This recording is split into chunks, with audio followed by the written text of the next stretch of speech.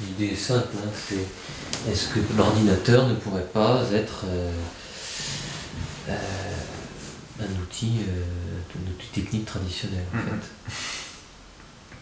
Est-ce qu'on peut pas faire de la tradition avec l'ordinateur et les techniques numériques? Pour moi, la question de la technique est vraiment intéressante et centrale. Quand on parle de ça avec les gens, ce qui revient fréquemment, c'est de dire la technique est neutre, seule l'utilisation qu'on en fait est soit positive, soit négative. Mais la technique en elle-même est neutre. Et moi, je pense que ce type de discours est typiquement le discours de gens qui ne réfléchissent pas sérieusement à la chose. Et c'est assez inquiétant parce qu'on le retrouve dans la bouche de philosophes très médiatiques, etc.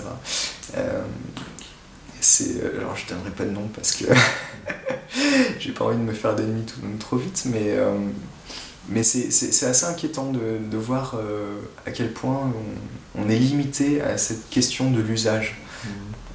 Pour moi, elle est complètement secondaire. Ce qui est primordial quand on parle de la technique, c'est la production.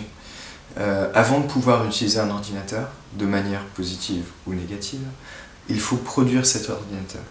Et la production, c'est toute la partie qu'on ne voit pas, la partie un petit peu invisible. Alors je comprends facilement que les personnes se focalisent sur l'usage parce que ce sont des usagers et ce sont rarement des producteurs, et ça leur paraît très lointain, très hermétique, très flou, mais il est indispensable de se questionner sur la production. Donc pour moi, la technique, je la distinguerais en deux groupes. La première, c'est ce que j'appelle la technique autonome, la capacité autonome. C'est-à-dire, par exemple, je prends un peu de terre qui se trouve... Fabriquer ses propres outils. Voilà, exactement. Donc, nous ne fabriquons plus nos outils maintenant. Ah bah bien sûr, oui. Pas du tout. Oui. Ou très rarement. C'est le système économique. Mais par exemple, si je prends un peu de terre, là où je me trouve et que je confectionne un vase avec ou un bol, et bien du coup j'ai utilisé une ressource locale, j'ai fait la chose moi-même avec mes propres capacités, mon propre savoir, etc. Et j'ai répondu à un besoin qui était présent pour moi. Par contre, si je vais dans un magasin acheter une céramique ou un bol en plastique, c'est pas du tout la même chose. L'usage pourrait être identique à la limite, mais la production, on s'aperçoit qu'elle n'est pas du tout la même.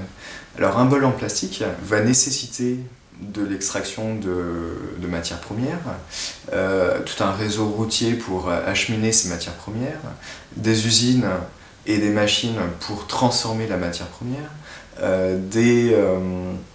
des écoles pour former les travailleurs qui interviennent dans le processus productif, mais également tout un tas de prestataires qui fournissent l'alimentation, la lumière, les énergies, la communication de l'entreprise, le système monétaire qui vient fluidifier les échanges, etc.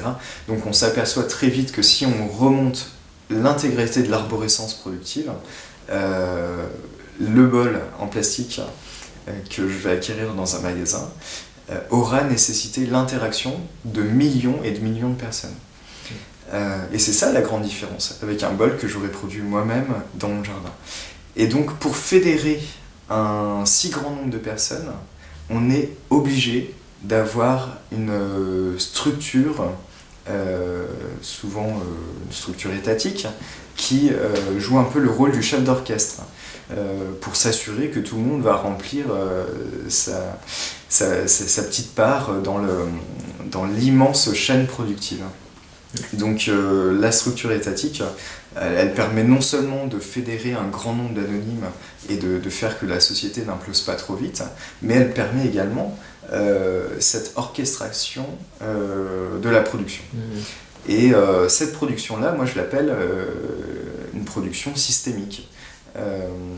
Donc voilà, c'est un agencement systémique extrêmement large qui implique de facto, pour exister, se maintenir et produire, la présence d'un pouvoir politique pyramidal, fort, stable, qui coordonne un peu, comme un chef d'orchestre le fait avec un orchestre symphonique, les rôles de chacun.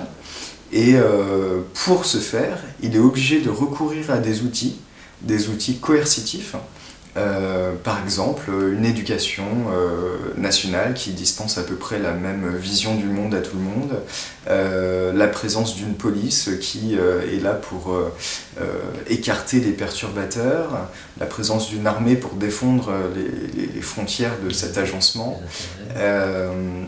la présence de lieux d'enfermement, etc., etc. Donc du coup, si on accepte ce bol en plastique, eh bien on doit également, ça présuppose d'accepter le système qui le permet, et donc les outils employés pour la production de ce bol. Donc voilà un petit peu la grande distinction que je fais entre les deux types de techniques, et il ne faut pas employer, je pense, le mot technique de manière unique. Oui, évidemment, les outils ne sont pas neutres, ça c'est totalement vraisemblable, puisque même dans la conception de ces outils, mais là on ne parle même pas de l'État, c'est les entreprises privées qui engendrent ces outils, les ordinateurs, etc. Donc c'est encore une autre... Alors, juste pour rebondir là-dessus, je suis d'accord que les entreprises privées jouent un rôle essentiel, mais elles ne peuvent pas se passer de l'État. Une entreprise privée seule, sans État, n'est rien. Elle s'effondre tout de suite. Alors par contre, ce qu'on peut observer à l'heure actuelle, c'est une privatisation de certaines fonctions régaliennes qui sont remplies par l'État d'ordinaire. Par exemple, je ne sais pas moi, tous les services publics qui se privatisent les uns après les autres, mais en fait c'est juste un État un petit peu plus privatisé, un petit peu plus soumis à la loi du marché, etc. Mais ça reste un État. Et donc une entreprise privée sans État n'existe pas. Ça c'est évident. Et moi je pense même que le processus de privatisation va aller beaucoup plus loin. On peut très bien imaginer que demain, le rôle d'une ambassade, c'est-à-dire de rédiger des fiches diplomatiques et de les envoyer au ministère, pourra tout à fait être rempli par une entreprise privée. Qu'est-ce qui empêcherait qu'une entreprise privée ait un personnel qui soit formé, compétent, etc. pour rédiger des fiches diplomatiques? Pareil pour la justice, on peut très bien imaginer que des entreprises privées remplissent le rôle de juger les personnes en fonction d'un barème qui aura été préétabli sur le plan ministériel. Et donc on peut très bien se diriger vers une forme d'État comme ça, de plus en plus partenaire d'entreprises privées, et peut-être juste préserver un petit peu l'élection au suffrage universel du président, qui aura pour simple fonction de ratifier, je sais pas, pour une période de 10 ans, 15 ans, un contrat avec telle entreprise. Donc j'attribue à un tel la construction de telle infrastructure, j'attribue à tel autre les ambassades, etc., etc.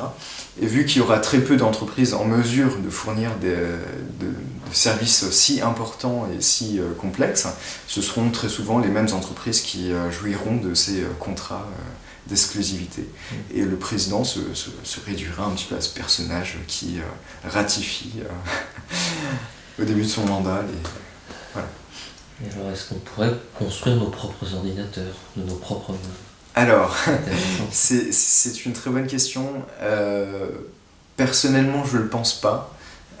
Personnellement, je pense qu'il y a quand même des limites et à certaines techniques. Et je vois mal comment construire un objet aussi complexe qu'un ordinateur sans recourir à un agencement systémique.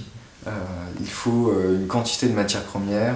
Alors souvent les gens me parlent du recyclage, me disent oui, mais on est dans une société qui produit énormément de déchets, on pourrait arriver à les recycler, etc. Très bien, mais le recyclage, ça ne dure qu'un temps. On ne peut pas construire un modèle stable et pérenne sur du recyclage. Ça finit forcément par se dégrader au bout d'un moment. Même si on peut repousser un petit peu l'échéance de la dégradation, ça finit par se dégrader. Donc voilà. Après, il y a également d'autres personnes qui vont me dire oui, il faut réduire l'obsolescence des objets et puis pouvoir plus facilement remplacer les pièces qui pètent. Ok, très bien, c'est encore une fois quelque chose qui pourra un petit peu faire perdurer la chose, mais en rien remplacer radicalement, fondamentalement un agencement systémique. Donc moi je suis très sceptique sur le fait de pouvoir produire soi-même comme ça, de A à Z. J'entends pas juste une petite partie ou juste un petit logiciel libre dans une machine. J'entends vraiment de A à Z la machine sans recourir à un agencement systémique complexe qui implique tout ce que je viens de dire. Alors qu'est-ce qu'on peut faire des ordinateurs dans ce cas-là? Qu'est-ce qu'on peut faire des ordinateurs? Fournir. Alors, il faut savoir qu'à chaque fois qu'une civilisation s'est effondrée, le pouvoir fédérateur de cette civilisation, qui était l'État en présence, eh bien, puisqu'il s'est effondré, avec l'effondrement général de la civilisation, n'a plus été en mesure de maintenir cet agencement systémique, et donc tous les objets produits grâce à cet agencement-là ont périclité, ont disparu. Mais ça s'est produit extrêmement vite, parce que voilà, ça n'a pas été sur des périodes très longues. Et donc je pense que c'est à peu près ce qui nous attend si notre civilisation s'effondre. On a beau être complètement addict. En plus, la question des objets numériques, etc., est assez épineuse parce que, pour moi, elle rentre dans le cadre des addictions. On voit bien, si on retire le téléphone aux gens, ils deviennent fous, et si on leur dit je te sevre pendant 1 mois, tu n'as pas le droit d'aller voir tes mails, ils ont l'impression de plus vivre. Donc il y a un enjeu émotionnel qui est extrêmement fort sur ces objets-là, et donc je comprends un peu le désarroi des gens quand on leur dit ça. Mais il faut regarder un peu les choses de manière objective, avec du recul, et essayer de ne pas trop être investi émotionnellement sur ces objets. Ouais. Donc je pense que si notre civilisation s'effondre, les ordinateurs, on les oublie du jour au lendemain, quoi. Ça me paraît assez clair. Parce que les ordinateurs, dans leur conception même et leur fabrication, intègre cette idée de progrès, justement, cette notion, cette conception du temps linéaire qui pose autant de problèmes. Donc c'est bien que l'outil n'est pas neutre, il est un concentré d'idéologie, comme le disait Morozov, qui est un... Oui, il est le reflet lui-même d'une société et d'une idéologie, d'une pensée qui imprègne cette société-là, bien sûr. Et se met au service de cette pensée-là. Donc c'est un truc, c'est une chimère qui s'autogénère, quoi. C'est bien sûr. Et puis au passage, ça produit du profit, ça enrichit certains. Donc voilà, il y a aussi tout. Il faut observer ça, c'est-à-dire qu'il y a toute une somme d'acteurs qui en tirent des avantages immédiats, que ce soit en termes purement monétaires, mais en termes de reconnaissance sociale. Je veux dire, on a bien vu Steve Jobs être complètement adulé par des fans. Voilà, il y a une gratification sociale. Donc c'est pas évident de déconstruire quelque chose qui implique comme ça autant de confort, d'avantages, de rétribution. C'est pas évident.